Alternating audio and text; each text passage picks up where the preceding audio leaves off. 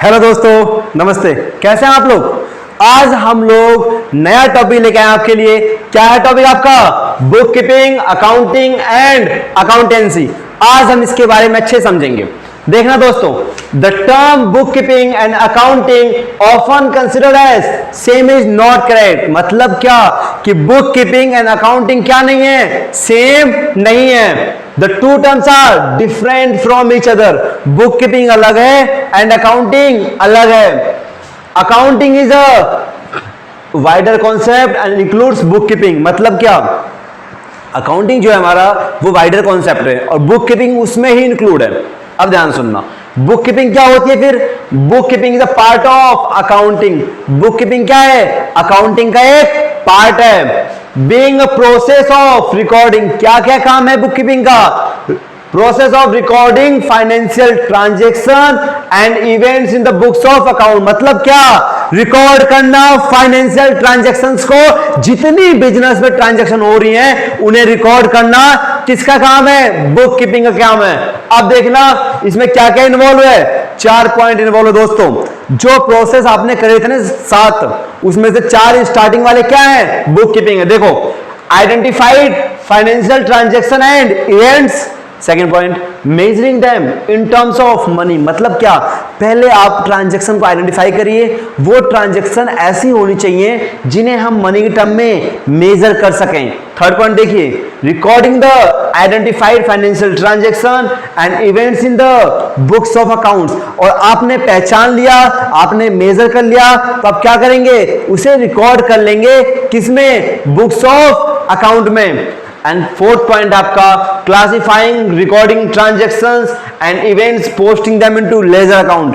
Classifying का मतलब होता है कि एक जैसे आइटम को एक जैसे रखना, उसके बाद उसे क्या करेंगे हम लोग? लेजर में पोस्ट कर देंगे। तो बुक कीपिंग समझ में आ गया। बुक कीपिंग स्टार्टिंग के 4 प्रोसेस होते हैं, identify, measuring, recording and classifying. क्या accounting and book keeping same है? जी नहीं। अकाउंटिंग क्या है? एक वाइडर कॉन्सेप्ट है। बुक कीपिंग क्या है? उसका एक पार्ट है। तो चलिए हम नेक्स्ट टॉपिक चलते हैं। देखिए दोस्तों, नेक्स्ट पॉइंट हमारा, अकाउंटिंग क्या होता है? अकाउंटिंग जैसा कि मैं बता चुका हूं आपको कि अकाउंटिंग क्या हमारा एक वाइडर कॉन्सेप्ट है। Accounting is a wider concept than bookkeeping. किसके मुकाबले? बुक कीपिंग के मुकाबले। मतलब क्या? अकाउंटिंग एक बड़ा प्रोसेस है as compare to bookkeeping. It starts when bookkeeping ends. मतलब क्या? अकाउंटिंग कब स्टार्ट होती है? जब बुक कीपिंग खत्म हो जाएगी, बुक कीपिंग काम होना बंद हो जाएगा, तब क्या स्टार्ट होगी? अकाउंटिंग स्टार्ट होगी। In other words, book keeping is a part of accounting. Book keeping क्या है दोस्तों? ये अकाउंटिंग का पार्ट है। अब देखिए, अकाउंटेंसी क्या होता है? Accountancy is a systematic knowledge of accounting. मतलब क्या कि अकाउंटेंसी हमें नॉलेज देती है कि आपको अकाउंटिंग कैसे बनानी है, क्या करना है, कैसे हमें रूल्स एंड रेगुलेशंस जो है वो कहां से मिलता है अकाउंटिंग बनाने का? अकाउंटेंसी से। It explains how to deal with various aspects of accounting. हमें अकाउंटेंसी बताती है अलग अलग से, मतलब कैसे हमें डील कैसे करना है अकाउंटिंग से। वो प्रिंसिपल्स, रूल्स, रेगुलेशन में कहां से मिलते हैं? अकाउंटेंसी से। आगे देखिए, it educates how to maintain the books of accounts. And हमें ये बताती है हमें अपना बुक्स ऑफ अकाउंट्स कैसे मेंटेन करना है एंड समराइज कैसे करना है अकाउंटिंग इंफॉर्मेशन को, ताकि हम लोग क्या कर सकें? अपने यूजर्स को कम्युनिकेट कर सकें। पॉइंट क्लियर है? अब मैं आपको थोड़ी ये बताऊंगा book keeping and accounting difference क्या है दोस्तों। जैसा कि आपको पता है बुक कीपिंग क्या है? पार्ट ऑफ अकाउंटिंग है। अकाउंटिंग एक वाइडर कॉन्सेप्ट है। बुक कीपिंग लोग जो हमारे जूनियर स्टाफ होते हैं दोस्तों वो बनाते हैं, और जो हमारा अकाउंटिंग है वो कौन बनाता है? सीनियर स्टाफ बनाते हैं। और जो बुक कीपिंग जो है वो क्या है? रूटीन नेचर है, मतलब डेली काम होता है। और अकाउंटिंग क्या है? अकाउंटिंग स्टार्ट जब होगी जब बुक कीपिंग खत्म हो जाएगी। यहां तक कोई डाउट किसी को? चलिए दोस्तों, नेक्स्ट टॉपिक देखिए आप लोग, अकाउंटिंग इंफॉर्मेशन। क्या मतलब है इसका? Accounting is a service activity. Accounting क्या है? सर्विस एक्टिविटी है। Its function is to provide qualitative information. इसका जो कार्य है वो इंफॉर्मेशन प्रोवाइड करना क्वालिटेटिव। इसके टाइप्स दिए हुए हैं, 3 टाइप होते हैं इसके। पहला पॉइंट आपका इंफॉर्मेशन रिलेटिंग टू प्रॉफिट और सरप्लस मतलब क्या, ये बताना कि हमारी कंपनी ने कितना प्रॉफिट कमाया है, कितना नहीं कमाया है। तो हम लोग पहले क्या बनाते हैं, ट्रेडिंग अकाउंट, उसके बाद बनाते हैं हम लोग प्रॉफिट एंड लॉस अकाउंट। दोस्तों ट्रेडिंग अकाउंट में हमें यह पता चलता है कि हमें कितना ग्रॉस प्रॉफिट हुआ है और कितना ग्रॉस लॉस हुआ है। एंड पीएनएल अकाउंट में हमें यह पता चलता है कि हमारी कंपनी ने कितना नेट प्रॉफिट कमाया है या कितना नेट लॉस हुआ है। थर्ड पॉइंट चलिए, information relating, sorry second point, information relating to financial position. क्या मतलब है इसका, इसका मतलब है कि भैया फाइनेंशियल पोजीशन आपके बिजनेस की क्या है, वो हमें पता कहां चलती है दोस्तों, वो हमें पता चलती है हमारे बैलेंस शीट से। हमारे बैलेंस शीट से हमें यह हेल्प मिलती है, हम ये जान सकते हैं कि हमारे पास एसेट कितनी है और हमारी लायबिलिटी कितनी है। सर ये एसेट एंड लायबिलिटी में डिफरेंस क्या है? बेटा एसेट वो होता है जो हमारी पूंजी है, जो हमारी कैपिटल है, दैट्स ऑल कॉल्ड एसेट। और लायबिलिटी वो होता है जो हमें पे करना है, वो हो गई हमें लायबिलिटी। अब देखिएगा हमारे बैलेंस शीट में हमें यह मदद मिल जाती है, हम ये बता सकते हैं कि हमारे बिजनेस में इतनी एसेट्स है एंड इतनी लायबिलिटीज है।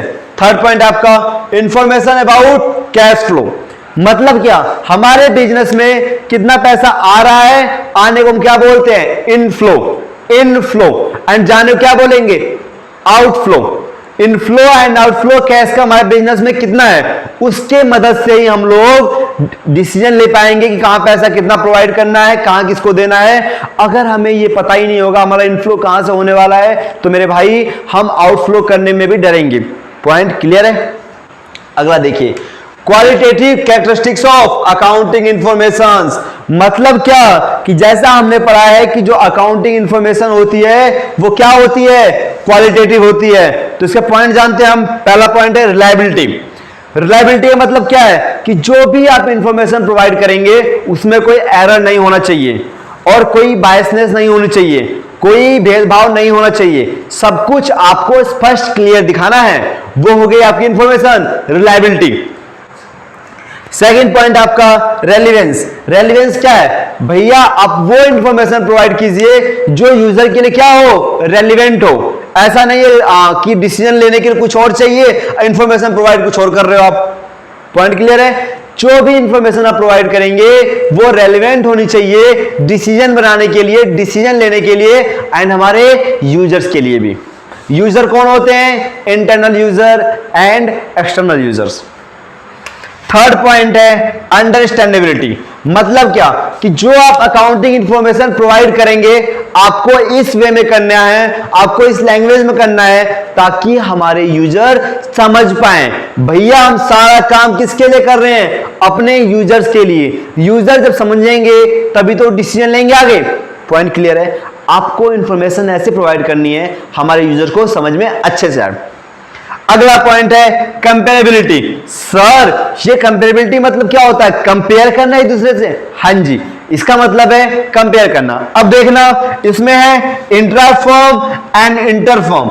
सर इंट्रा फर्म कंपेरिजन क्या होता है एंड इंटर फर्म कंपेरिजन क्या होता है, तो यहां तक पहले आप लोग स्क्रीनशॉट ले लीजिए, मैं इसकी इन दोनों बारे में समझाता हूं अच्छे से आपको।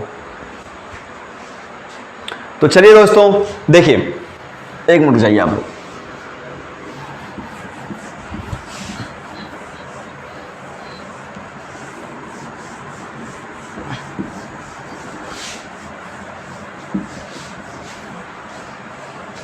देखिए हमने बात करी कंपेरेबिलिटी की, कंपेरेबिलिटी की। अब ध्यान सुनना, इसमें है इंट्रा फर्म एंड सेकंड हमारा इंटर फर्म।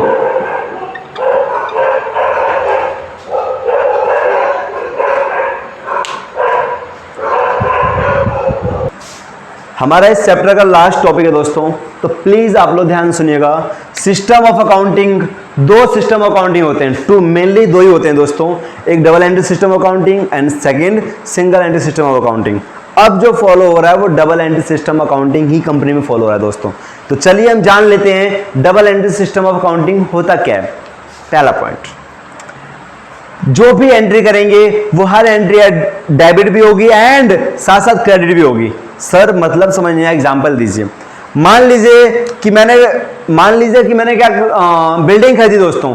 मैंने जो बिल्डिंग खरीदी है तो मेरे से क्या गया है, मेरे से कैश गया है, तो जो आएगा वो क्या हो गया मेरे पास, डेबिट हो गया।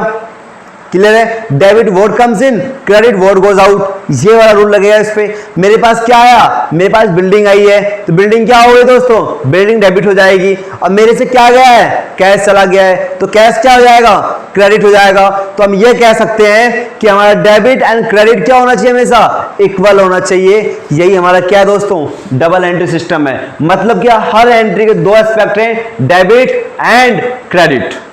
अब सेकंड है दोस्तों single entry system. Single entry system क्या होता है, ये एक्चुअली हम पर्सनल अकाउंट बना लेते हैं, इसमें हम ये पहले फॉलो किया जाता था, और ये साइंटिफिकली नहीं होता दोस्तों, ना टेक्निकली होता है। जो मेनली अब फॉलो हो रहा है वो डबल एंट्री सिस्टम ही फॉलो हो रहा है हमारा। तो इसी के साथ आपका ये चैप्टर फर्स्ट खत्म हो रहा है दोस्तों। अब हम नेक्स्ट वीडियो में चैप्टर 2 के बारे में पढ़ेंगे। और अगर आपको कोई भी डाउट आता है, आप दिए हुए नीचे जो लिंक दे रखा है मैंने इंस्टाग्राम का, व्हाट्सएप का, आप अपना डाउट मुझसे पूछ सकते हैं। एंड कमेंट सेक्शन में भी दोस्तों आप अपना डाउट पूछ सकते हैं मेरे से। अगर आपको ये वीडियो मेरी अच्छी लगती है तो प्लीज जितना ज्यादा हो सके उतना ज्यादा इस वीडियो को शेयर करें दोस्तों, ताकि मेरे और स्टूडेंट को हेल्प मिले इससे। Thank you.